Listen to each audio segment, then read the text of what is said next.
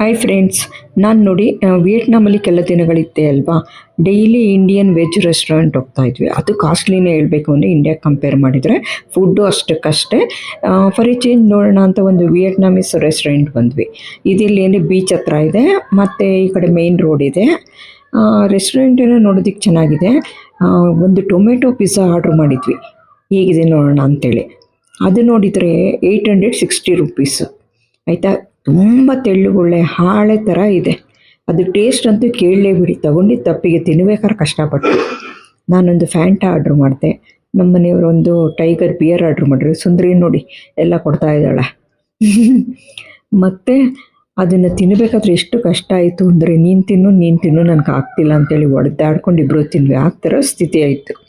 Next ಬೇಡಪ್ಪ ಇದ್ರ ಸವಾಸ, ನಮ್ಮ ಇಂಡಿಯಾದಲ್ಲಿ ಸಿಗೋವಂಥ ಪಿಜ್ಜಾ ಥರ ಅದು ಇರಲ್ಲ.